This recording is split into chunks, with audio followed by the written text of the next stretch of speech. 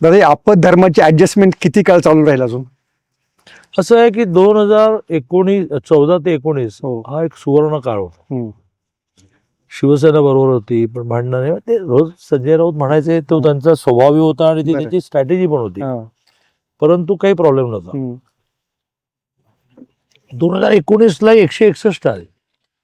29 अपक्ष बॅगा भरून तयार होते की ज्यांचं सरकार त्यांच्या अपक्षांमधला काही वर्ग तत्वज्ञानवाला असतो, हम्म. काही वर्ग आपली कामं करून घ्यायची असतात. सत्तेबरोबर राहणार असतो. कामं करून घ्यायची. हम्म. अशा वेळेला यांची जी महत्वाकांक्षा उफाळून बाहेर आली किंवा मला मुख्यमंत्री व्हायचं आहे, तर उद्धव ठाकरेंची. उद्धवजींची. हम्म. त्यातून त्यांनी राज्याचं नुकसान केलं. हम्म. कारण सरकार बदललं, अनेक विकास कामं मेट्रो सहित ठप झाली. स्वतःचं नुकसान करून घेतलं. स्वतः नुकसान किती करून घेतलं की मुंबई महानगरपालिकेमध्ये तुम्ही अनशिविक्त राजा होता, पण तुम्हाला ज्या राज ठाकरेंना घराच्या बाहेर काढावं लागलं, त्यांना परत या या या या म्हणावं लागलं. आता जर तुम्हाला सत्तेचा मोह नाही तर मुंबई महानगरपालिकेसाठी राजांना पुन्हा का घेतलं? त्या राजना तुम्ही काय काय बोलला, तर राज तुमच्यावर काय काय बोलले? दोघांची ही अपरिहार्यता आहे की मुंबई नाही जिंकली तर यांचं राजकारण संपतं. बरोबर. ही स्थिती आणली कोणी? अपरिहार्यता जी आहे, हम्म. आपत धर्म जो आहे तो उद्धवजींमुळे त्यांनाही निर्माण झाला. अपरिहार्यता निर्माण झाली राजसाहेबांना बरोबर घेण्याची, आणि अपरिहार्यता आमची निर्माण करून ठेवली की तुमच्या पक्षातल्या लोकांना आवाहन करण्याची, अजित पवारांना आवाहन करण्याची. चांगलं चाललं होतं व्यवस्थित. शरद पवार तर व्यवस्थित बारामतीला निघाले होते.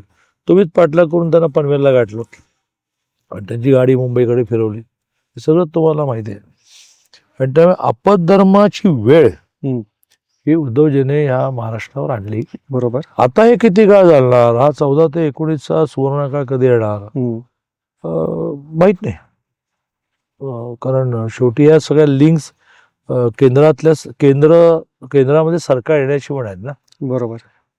आम्ही जेव्हा एकत्र होतो त्यावेळेला 2 वेळेला 14ला आणि 19लाही आम्ही 41, 43, 41 त्याची जागा आणल्या खासदारकीच्या. आता त्या 17वर आल्यामुळे एकदम केंद्रातलं गणितच बिघडलं.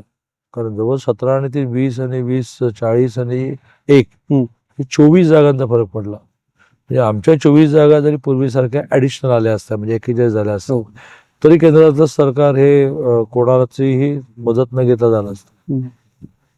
मग केंद्रात सरकार वारंवार येण्यासाठी पण हा आपत धर्म लागतो.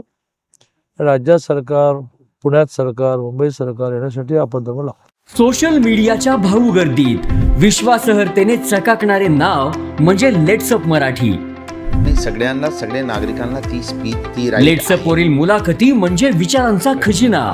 त्यानंतरच्या निवडणुकीमध्ये मला सोडून गेले.